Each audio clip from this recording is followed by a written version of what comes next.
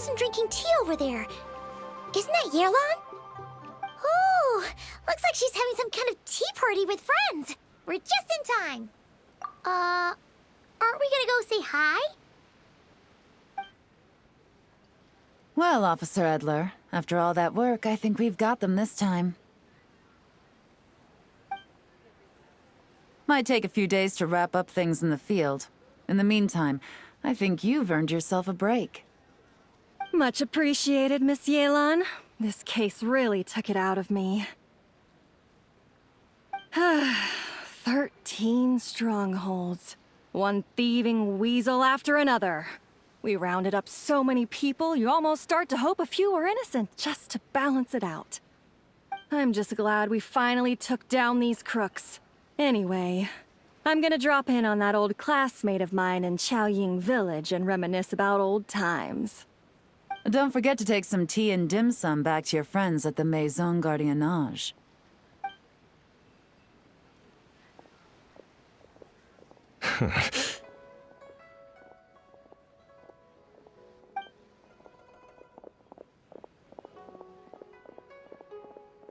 Oh, looks like Yelan's friend left. Paimon kinda wanted to meet her. Ah, another pleasant surprise. Traveler, Paimon, take a seat. Excuse me, a pot of your finest Yunlai white tea, if you would. And 2 more place settings. Now, judging by that expression, I assume you came over to ask about the 2 spies that were just watching us. Ah! Spies? What spies? There were spies around here just now? Oh, more than that, I'm sure. I bet they already sent someone to tail Officer Edler. Anything to foil our operation. Oh, so you're tracking down some criminals? They've got some nerve spying on you like that. Pretty bold if you ask Paimon. Well, those tend to be the kinds of cases that cross my desk. If I could leave it to someone else, I would. I could have been on vacation right now. Mora laundering, to the tune of 10 figures and counting. Laundry? What does that have to do with Mora? And who are these figures? There are 10 of them?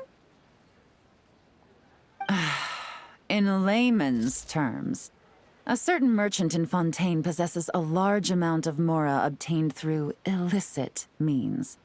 But it's easy to get caught when you're moving that kind of cash. So you cover your tracks, create a front to avoid detection, and what do you know?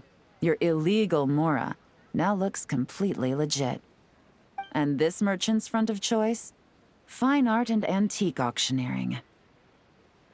He buys goods from all over Tevat, brings them back to Fontaine, and rebrands them as pieces of fine art, driving up their price in the process. Then, when the items go to auction, he buys them up at their inflated price with his own illicit funds. And through this exchange, the proceeds he receives in return are clean. This process allows him to legitimize his illicit wealth.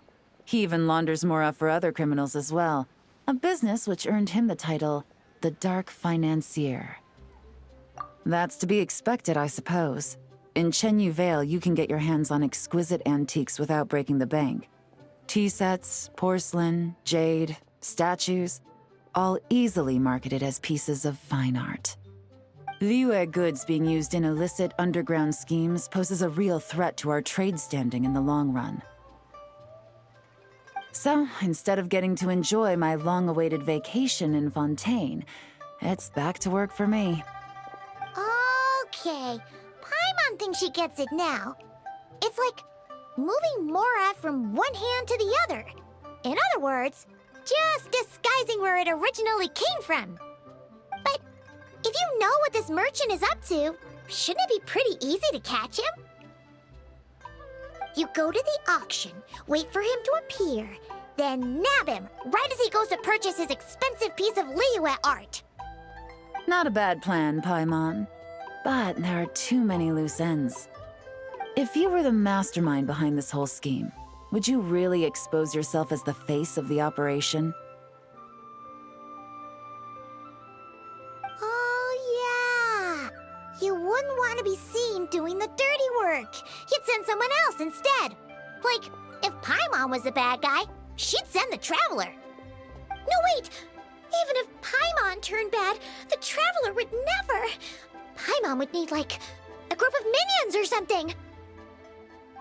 Oh. Oh! Paimon gets it now.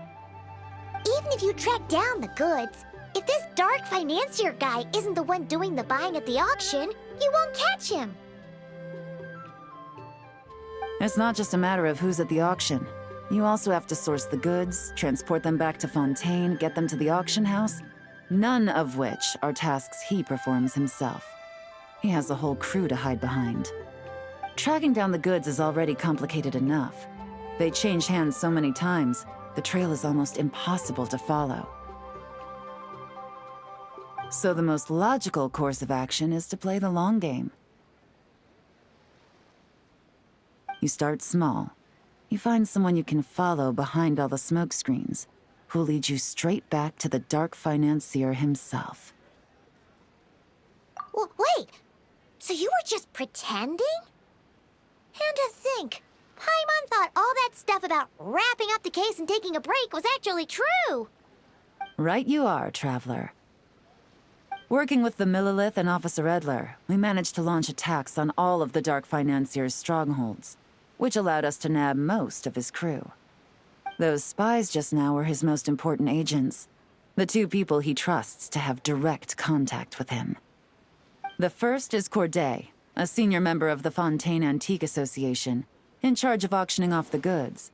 And the other is Dodamani, a ship owner from Sumeru and longtime cargo transporter. They're under pressure to salvage the situation, so we let them slip through the cracks on purpose.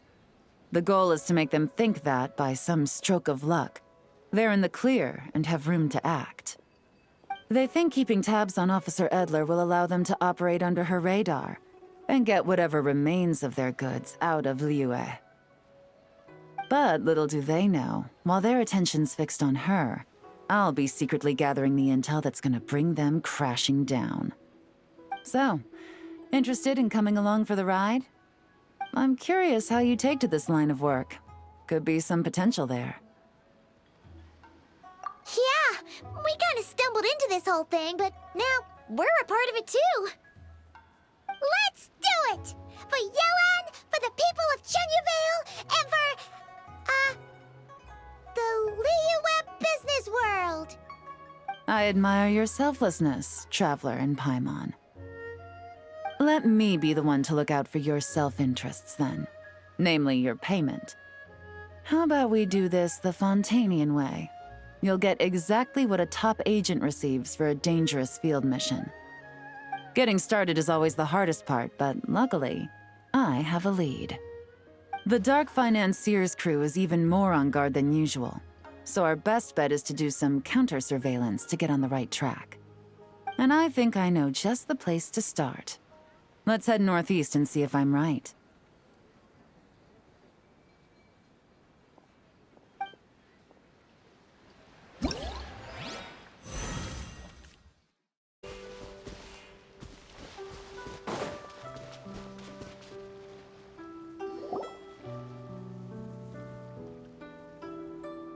All right, let's start our investigation here.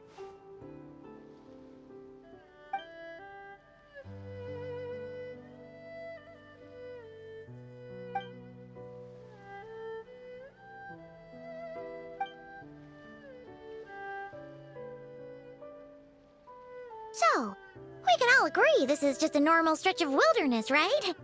Paimon doesn't see any bad guys to nab around here. Well, it didn't take long for you to understand our role here, Traveler. Thinking like a top agent already. Impressive. Like I said, we need to start small. If we want to track down the man himself, our best bet is to start with his goods. So right now, finding his stock is our #1 priority. And to do that, locating his hidden stronghold is imperative. Which brings us to why we're here. Pretty good vantage point from up here, don't you think? Huh, guess so. Paimon can see the port of Elang Wharf, the boats in the distance. And some kind of tower. What's that for? It's a lighthouse. The Millilith use it to monitor the situation at sea. In addition, the flashing of the light can also serve as a means of communication. Oh, let's hear it.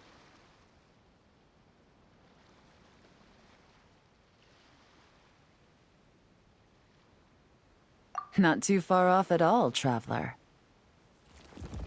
The Millilith maintain an impeccable level of security in Shenyu Vale through consistent patrolling. This location offers a perfect vantage point to observe their lighthouse signals and deduce their patterns of behavior, which is a huge help if you need to move goods under the radar. So we should be able to find traces of the Dark Financier's scouts in this area. Oh, okay. Paimon doesn't quite follow, but she'll take your word for it. It's simple. Just take this forensic imaging device and investigate the surrounding area. As long as we're meticulous, I'm positive we'll find something.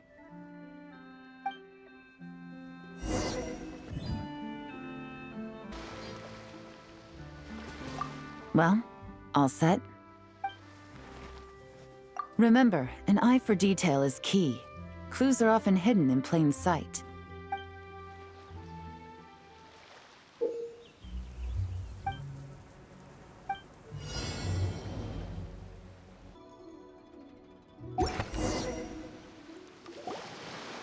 Some good finds. Whatever door this key opens could be critical to the investigation. And this carrier pigeon tube contains several coded messages. Huh. So there really is evidence around here.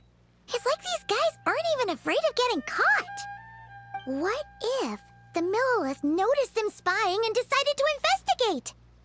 These objects suggest the Dark Financier's scouts were likely disguised as fishermen. People like that are trained not to crack under pressure. All they'd need to do is come up with a believable excuse, like needing a place to rest. The Millilith can't investigate or apprehend a civilian without probable cause. Ugh. Paimon can just see their smug faces getting away with something like that. Not to mention, the traces on these objects are fresh, which means the scout here is still active and wasn't among those caught by Officer Edler. So we need to stay vigilant. We can't let them know we're still on their tail. I had a hunch this area was being used as a lookout, and I was right. But that still leaves the question of where the goods are hidden. Any ideas?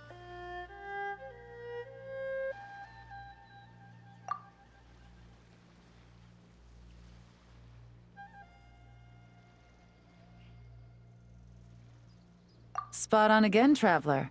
Looks like you don't need anyone to hold your hand when it comes to deductive reasoning.